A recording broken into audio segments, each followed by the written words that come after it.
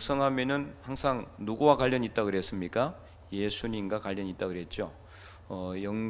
영성이라는 것은 예수님의 삶의 모습을 우리가 그대로 본받는 것, 그대로 실천하는 것, 그게 바로 영성의 삶을 사는 것이다. 그러니까 영성이 깊은 사람이라는 것은 예수님과 아주 닮은 사람이란 뜻이에요.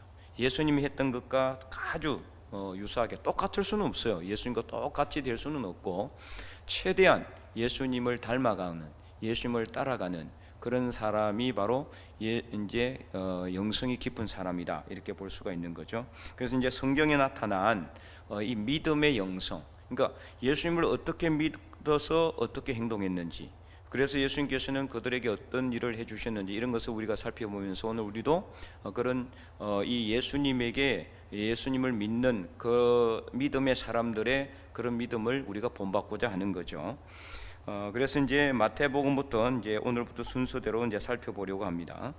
오늘 이제 마태복음 이렇게 우리가 8장을 읽었는데, 이 나병 환자를 깨끗하게 하시는 예수님에 대해서 기록하고 있죠. 자, 그래서 예수께서 산에 내려오시니 1절에 이렇게 이야기하고 있어요. 산에는 어떤 산이야? 뭐 어떤 높은 산이 아니고 이제 산상수훈 말씀, 산상수훈. 이제 이 마태복음에 보면은 5장부터서 쭉 내용이 나오죠. 5장 1절에 보면은 예수께서 무리를 보시고 산에 올라가 앉으시니, 이렇게 나오죠, 그죠? 그래서 5장, 6장, 7장을 뭐라고 그러죠? 산상수훈이다, 이렇게 이야기해요. 산에서 올라가서 예수님께서 하셨던 아주 이렇게 교훈적인 말씀, 주신 교훈적인 말씀, 그래서 그것을 산상수훈, 또 뭐 보배로운 말씀에서 산상보훈이라고도 하는데, 산이라고 해봤자 요즘 우리나라에 있는 이런 산 같은 그런 산이 아니라 그냥 구렁지 같은 그런 곳이에요. 좀 높은 지역. 그래서 거기에 올라가시니까 사람들이 쭉 나와서 그때 예수님께서 하신 말씀이 산상수훈 말씀이고요. 그래서 8장 1절에 이제 그 말씀을 다 마치시고, 28절에 보면 29절, 28절, 29절 그 말씀을 마치심에 무리들이 그의 가르침에 놀라고, 7장 28절에 8장 1절 예수께서 산에서 내려오시니 수많은 무리가 따르게 됐다. 이 예수님의 입에서 나오는 말이 일반 이 사람들이 가르치는, 랍비들이 그냥 이제 율법 선생이라고 하는 사람들이 가르치는 내용은 완전 다르거든요. 들어보지도 못했던 그런 내용들이 막 쏟아져 났잖아요. 그러니까 사람들이 아마 야, 이분은 대단하신 분이다 하고 아마 처음부터 막 따라왔던 것 같아요. 예수님을 따르고 수많은 무리들이 예수님의 뒤를 따라가는 이제 뭐 이런 이제 일들이 일어나지 않았을까.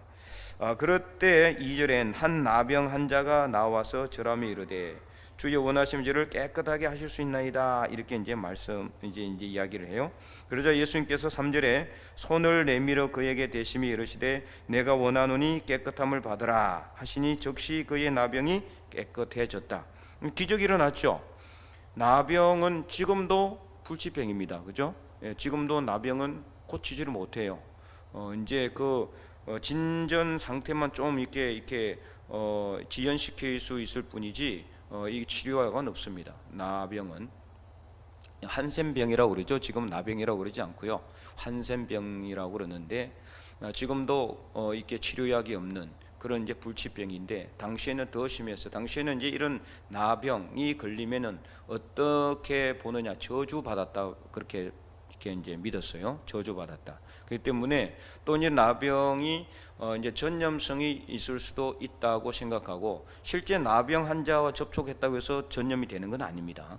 전염되는 건 아닌데, 근데 이제 그렇게 이제 믿다 보니까 다 이렇게 격리시켰어요. 마을 밖으로 다 쫓아내 버렸어요. 그리고 이제 나병 환자는 어떻게 되느냐, 자기 윗 입술을 가리고 이렇게 자기가 이제 나병 걸렸다는 것을 표시를 내야 돼요. 표시를.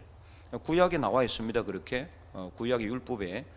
그리고 이제 그렇게 이제 나병이 걸렸다는 것이 확인이 되면은 완전 격리됐어요. 격리. 그래서 마을 동공동체에서는 완전히 떨어져 나가는 그런 삶을 살았죠. 그래서 이 사람이 어떻게 예수님께 나왔는지는 자세히 이제 나와 있지는 않아요.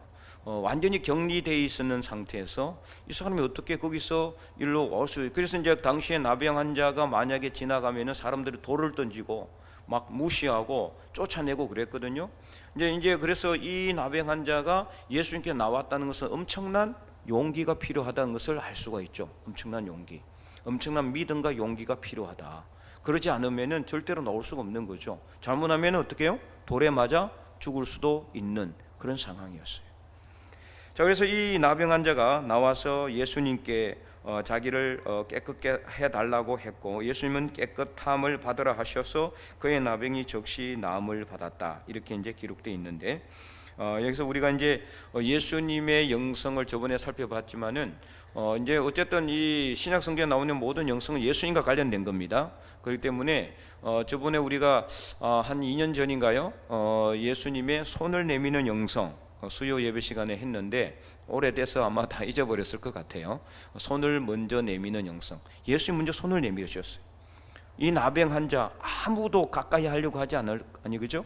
아무도 가까이 하려고 하지 않았던 이 나병 환자에게 예수님이 먼저 손을 내밀어서, 아무도 그때는 만지지도 않아요. 가까이 가지도 않았어요. 근데 예수님께서 손을 내밀었다는 것은 이 나병 환자를 어떻게 했다는 거예요? 붙잡았다는 거죠. 예. 그래서 정말 외롭고 고독하고 아무도 나를 알아보지 않고 나를 이렇게 칭찬해 주지 않는데, 예수님은 그 사람에게 손을 내밀어서 그의 몸을 만졌다라는 거예요. 그만큼 예수님이 이렇게 먼저 우리에게 다가오신다, 그렇게 저번에 그때 말씀을 드렸는데, 오늘 우리가 살펴볼 것은 예수님의 영성이 아니라 이제 이 나병 환자의 믿음의 영성이기 때문에, 그래서 이 나병 환자가 예수님에게 고침을 받았는데 이 고침이 어떻게 이루어지게 됐는가를 이제 살펴보려고 합니다. 첫 번째 단계를 보면은요, 2절에 이 나병 환자는 먼저 예수님을 경배의 대상으로 여기고 있다. 경배의 대상으로. 경배 대상이기 때문에 어쨌든 예수님을 경배하는 그런 마음, 예수님께 엎드리는 그런 마음, 그런 마음을 가지고 나왔다는 거예요. 동등한 입장이 아니라 자기는 낮아지고 예수님은 높이는 그런 단계. 그런 건 뭘 통해서 알 수 있어요? 자, 2절에 보면은 전반절에 이 나병 환자가 예수님께 나와서 뭘 했어요? 절을 했어요. 절. 자, 여기서 말하는 절이라는 건 어떤 절을 의미할까요? 고개 굽복하는 이런 절을 의미할까요? 그런 절이 아니에요. 여기서 말하는 절은 완전히 땅에 엎드려서 절한 거예요. 그럼 그 당시에 아무에게나 가서 땅에 엎드려서 절을 할까요? 그러진 않아요. 누구에게만 절을 합니까? 공경의 대상, 경배의 대상에게만 절을 하는 게, 왕이 오거나 아니면은 뭐 학술 지체가 높은 사람 앞에만 절을 하지 아무한테나 가서 절을 하지는 않거든요. 그래서 이 나병 환자가 예수님께 절을 했다는 것은 예수님을 경배의 대상으로 삼았다는 것을, 그것을 분명히 알려주고 있는 거죠. 자, 그래서 이 절하다에 해당하는 단어를 보면은 이 경배의 대상인지 아닌지 또 알 수가 있어요. 자, 여기서 이제 절하며 이르되, 이 절하다라는 헬라어가 원어로 어떻게 쓰여져 있을까? 제가 여러 번 여러분들한테 예배의 어원에 대해서 말했는데 뭘까요? 수수께끼는 아니고요, 네, 퀴즈도 아니고, 네, 프로소키네오라는 단어입니다. 프로소키네오. 여러분 말씀드렸죠? 네, 기억납니까? 안 나? 교육의 효과가 이렇게 없어서 앞으로 한 100번은 더 해야 되겠네. 여러분 장로님 기억나시죠? 네, 난다 그러죠. 네. 그래서 엎드리다, 구약에서는 뭐다? 샤하, 네. 신약에서는 프로소키네오. 자, 이 프로소키네오가 지금도 쓰여져 있어요. 지금 이렇게 어디에 쓰여져 있을까요? 어디에? 여기에 쓰여져 돼, 여기에. 자, 읽어보면 요한복음 4장 23절 말씀 읽어볼까요? 잘 안 보이긴 한데 보입니까? 네, 한번 읽어봐요. 시작.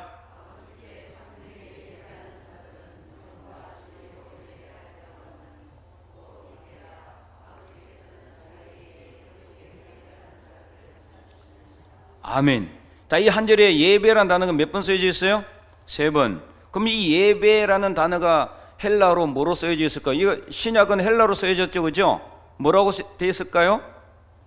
프로소키네오. 지금까지 계속 힘들어요. 예배의 어원이 프로소키네오라 그랬잖아요. 신약 성경에 예배라고 되는 단어는 거의 대부분이 뭐다?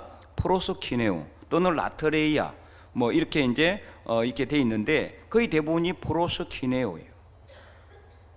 절하는 것도 프로소키네오. 그럼 이게 뭐예요? 단어가 다른데 뜻이. 그러니까 거기에 맞게 한글 성경은 뭘 했다? 어역을 해놓은 겁니다. 원어는 다 프로소키네오예요. 절하는 것도 프로소키네오. 그 다음에 예배, 하나님께 예배하는 자들, 예배라는 단어도 프로스키네오란 말이에요.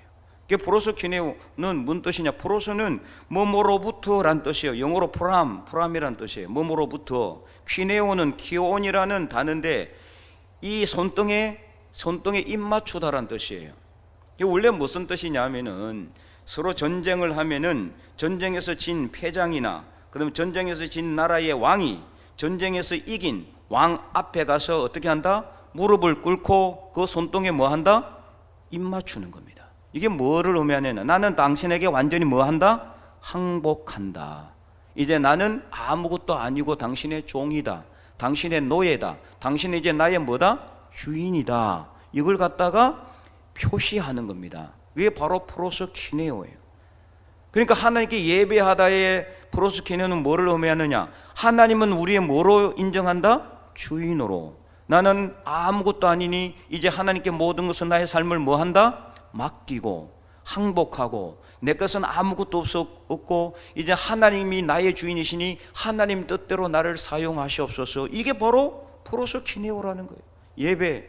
이게 예배란 말이에요. 그래서 이 나병 환자가 예수님께서 절할 때 프로스키네오 이렇게 했다는 거예요. 그러니까 경배의 대상으로 누구를 삼았다? 예수님을 삼았다는 겁니다. 내 추측이 아니라 정확하게 어원, 헬라어로 쓰여진 이 단어의 어원을 살피면 그렇다는 거예요.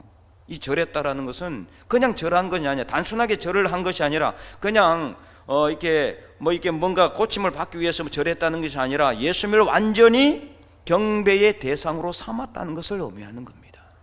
경배의 대상으로 삼았다. 그리고 또 2절에 예수님을 뭐라고 부르고 있습니까? 주여라고 부르고 있잖아요. 자, 다른 데 보면은 주로 뭐라고 부르죠? 선생이요 또는 랍비요 이렇게 부르잖아요. 선생이나 랍비. 근데 주는 로드예요. 로드. 주는 내 주인이란 뜻이에요. 내 주인. 그러니까 예수님을 단순히 선생이나 말씀을 좀 많이 알고 있는 선생이나 율법을 많이 알고 있는 랍비가 아니라 자기의 주인으로서 인정하고 있다는 것을 알 수가 있다. 경배의 대상이다. 경배의 대상. 그래서 이제 마가복음과 누가복음에도 이 내용이 그대로 기록되어 있거든요. 동일한 본문이 그대로 기록되어 있어요. 나병 환자 고침을 받는 내용. 그래서 마가복음 1장 40절에는 꿇어 엎드려 이렇게 나와 있습니다. 꿇어 엎드려. 누가복음 5장 12절에는 역시 엎드려 구하여. 그러니까 다 엎드린 것을 이렇게 하고 있다. 엎드렸다라고 표현하고 있는 건 뭐냐? 이 나병 환자는 예수님에게 완전히 엎드렸다는 거예요. 예수님을 예배의 대상으로 삼았다는 거예요. 경배의 대상으로 인정하고 있다는 거예요.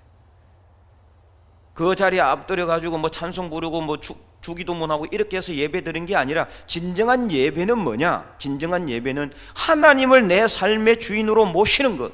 이게 진정한 예배입니다. 하나님을 내 삶의 주인으로 모시지도 않고 예배 자리에 앉아 있는 것은 그는 하나님을 만홀히 여기는 거예요. 하나님 우습게 여기는 거예요. 그건 예배가 아닙니다. 예배 자리에 앉아 있다면은 하나님은 내 주인이라는 것을 먼저 인정하고 나는 하나님의 종이니 하나님의 사람이라는 그것을 갖다가 내가 하나님 앞에 표현하는 것이 예배입니다. 그래서 이 나병 환자가 예수님을 경배의 대상으로 여기다라는 것은 뭘 의미하느냐? 단순히 고침을 받기 위해서만이 아니라 예수님을 자신의 삶의 주인으로 인정하고 여기고 그래서 그 예수님 앞에 나온 겁니다. 예배 드리기 위해 나온 것처럼 하나님 앞에 예배 드리러 나오는 것처럼 완전한 예수님을 경배의 대상으로 인정하고 있는 것을 볼 수가 있습니다. 그때 예수님께 나갈 수가 있는 거예요. 하나님께 나갈 수가 있는 거예요. 우리가 하나님께 나갈 때 우리가 정말 하나님을 나의 경배의 대상이요 나의 경배 받을 만한 그런 어떤 주체로서 인정하고 나가느냐 안 나가느냐 완전히 다릅니다. 그냥 형식적으로 예배니까 자리에 나오는 것하고 예수님이 하나님이 내 삶의 주인이기 때문에 내가 내 주인이신 하나님을 올려드리기 위해서 높여드리기 위해서 나오는 것 그 예배하고는 완전히 다른 거예요. 하나님을 내 삶의 주인으로 인정하고 나올 때 그때 하나님께서 우리 삶을 만지시는 거예요.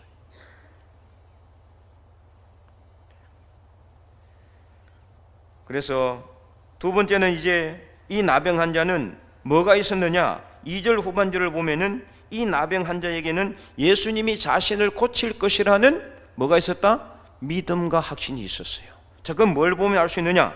2절 후반절 뭐라고 말하고 있어요? 주여 원하시면 저를 깨끗하게 하실 수 있나이다. 이 뉘앙스가 이게 뭐 마치 예수님을 시험하는 것처럼 보이지만은 이는 해석에 좀 문제가 있어요. 해석의 문제가. 이거는 예수님께서 원하시기만 하면은 얼마든지 저를 고쳐 주실 수가 있으니 저를 좀 고쳐 주시옵소서, 이 뜻이에요. 그러니까 자기를 최대한 뭐 하는 거예요? 낮추고 있는 거예요. 낮추고. 그냥 예수님 저를 고쳐 주십시오, 믿습니다, 이게 아니라 최대한 자기를 낮춰서, 그러니까 예수님 자기를 안 고쳐 주실 수도 있다. 그거는 뭐를 의미하느냐? 이 나병 환자에게는 예수님이 자신을 고칠 만한 능력이 있음을 믿는다, 안 믿는다? 믿는다. 확신을 가지고 있었어요. 예수님에게는 나를 고칠 능력이 있는데 예수님이 나를 고쳐주고 안 고쳐주고는 누구에게 달렸다? 자기에게 달리는 게 아니라 예수님 당신에게 달렸으니 예수님 알아서 해 주시옵소서, 이 뜻이에요. 그러니까 완전히 자신을 낮추어서 완전히 꿇어 엎드려서 프로서키네요, 경배 대상으로 예수님 앞에 나와서 자기의 나병을 완전히 드러냈습니다. 세 번째는 이 나병 환자가 고침을 받을 수 있는 아주 중요한 포인트가 있는데 그것은 바로 이 나병 환자가 자신의 나병을 뭐 했다? 오픈한 거예요. 그 당시 나병 환자들이 뭐 이렇게 눈에 띄도록 확 눈에 띄는 그런 게 나병이 다 그런 건 아니거든요. 끝에서 봤을 때 진짜 나병 환자들 보면 잘 몰라요. 자세히 봐야 압니다.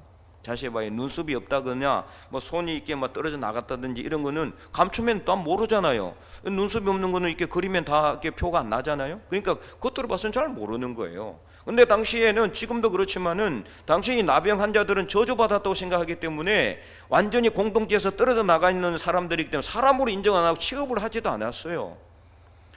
자기 자신의 병을 갖다가 이게 지금 드러내놓고 예수 앞에 나오려는 이거는 엄청난 믿음이 필요한 거예요.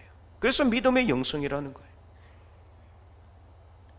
마찬가지로 오늘 우리도 우리의 이 육신의 질병이 고침을 받기 위해서는 예수님 앞에 우리의 모든 죄와 허물을 다 드러낼 수가 있어야 돼요. 이거는 감춰놓고 예수님에게 나오는 것, 그 예수님도 알고 있죠. 하나님도 알고 계시죠. 안 고쳐줍니다. 예수님께서 몰라서가 아니라 우리가 완전히 드러내야 돼요. 감추고 있으면 안 되는 거죠. 아나니아와 삽비라가 감추었잖아요. 아무도 모를 거라 생각했죠. 그러나 바울도 알고 있었고 베드로도 알고 있었고 또 하나님이 알고 계셨잖아요. 하나님께서 알려주신 거죠. 누구한테? 베드로에게. 아나니아와 삽비라는 결국은 어떻게 됩니까? 나중에 둘 다 바로 즉시 죽임을 당하잖아요. 고쳐지질 않는 거죠. 우리가 하나님께 나올 때는 이 나병 환자처럼 나의 치부를 하나님 앞에 드러낼 수가 있어야 됩니다. 여러분, 오늘 기도할 때 뭔가 고침을 받기를 원한다면은 여러분이 오랫동안 감추어놨던 죄의 문제를 하나님께 드러내야 됩니다. 그거 드러내지 않고 꼭꼭 숨겨놨다가는 절대로 고침을 받을 수가 없고 삶의 문제 해결되지 않고 계속해서 어려움이 생기게 되는 겁니다. 그래서 오늘 우리가 이 나병 환자의 믿음의 영성을 우리가 본받아야 된다. 그래서 이 나병 환자가 이제 믿음의 영성을 가지고 있는 또 다른 이 포인트는 뭐냐? 이 집 나병 환자는요, 자기가 예수님께서 자기를 깨끗하게 하실 수가 있다라는 것을 현재형으로 믿고 있어요. 그것은 바로 뭐냐? 하실 수 있나이다에 해당하는 디나사이라는 이 단어가 현재형이고, 원합니다, 제가 원합니다, 이 단어도 델레세라는 헬라어인데 이 단어도 바로 현재형이에요. 그러니까 뭐냐? 과거가 아니라 현재, 미래가 아니라 현재란 말이에요. 믿음은 철저하게 현재형입니다. 과거에 아무리 내가 믿음이 있어도 지금 믿음이 없으면 믿음 없는 거예요. 내가 지금 아무리 1년 후에 10년 후에 나는 열심히 믿겠습니다 해도 지금 안 믿으면 아무 소용없어요. 믿음은 철저하게 현재형입니다. 내가 지금 예수님을 믿느냐 안 믿느냐, 내가 지금 하나님을 믿느냐 안 믿느냐, 이거에 달려 있어요. 과거에 아무리 미래에 뭘 한다, 그거 소용없습니다. 어떻게 될지 누가 알겠어요? 지금 내가 믿어야 되는 거예요. 그래서 지금 이 나병 환자는 지금 믿고 있어요. 지금 당장 예수님이 저를 깨끗하게 하실 수 있다라고 저는 믿습니다. 저를 낫게 해주실 수 있음을 저는 지금 현재 믿고 있습니다. 이 뜻이에요.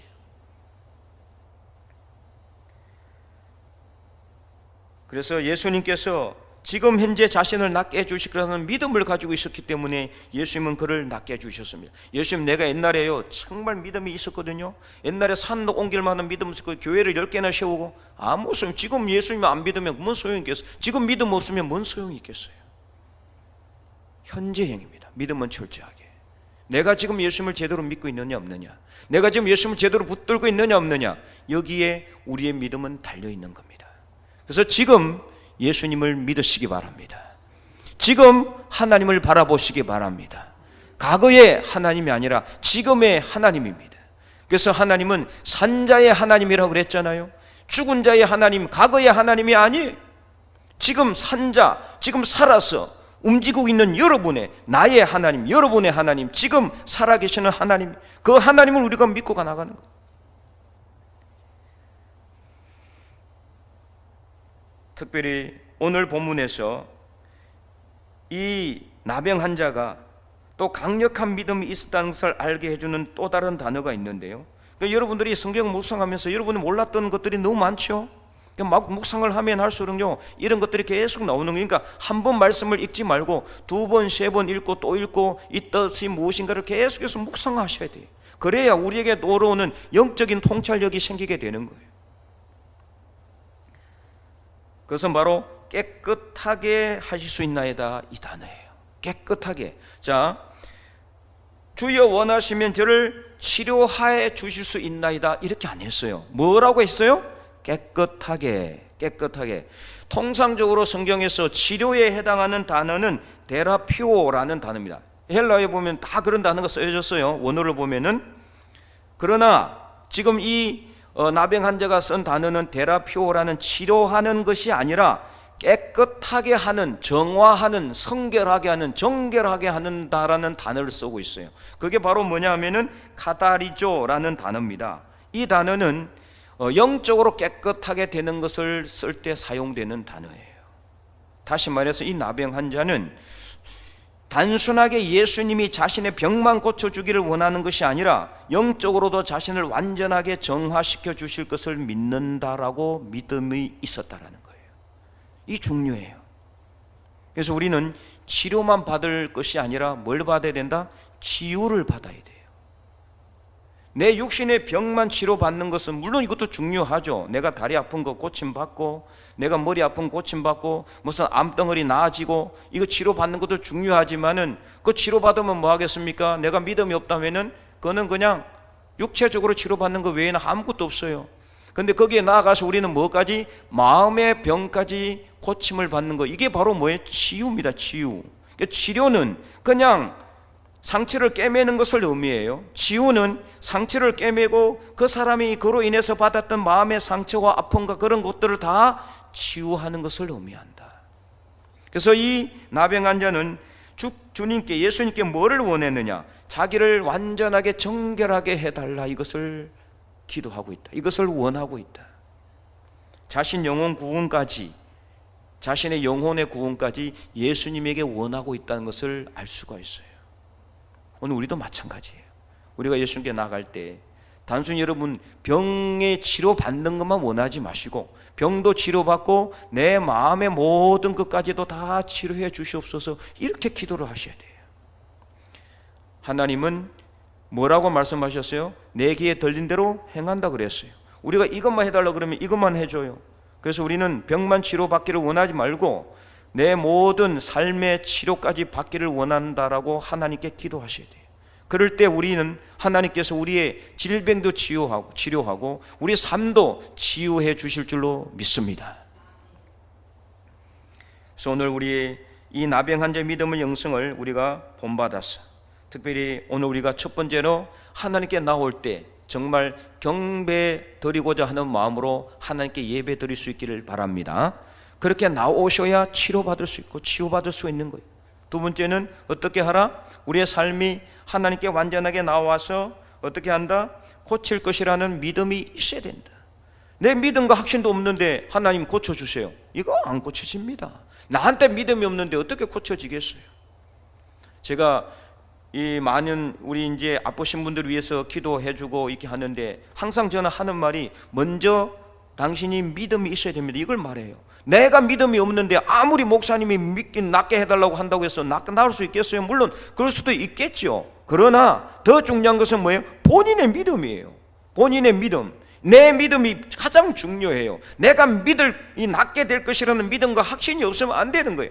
예수님이라면, 하나님이라면 나의 질병을 완전히 고치고 내 모든 삶의 어려움까지도 다 치유해 주실 줄로 지금 현재 믿는다라는 그런 믿음을 가지고 여러분 기도하시기 바랍니다.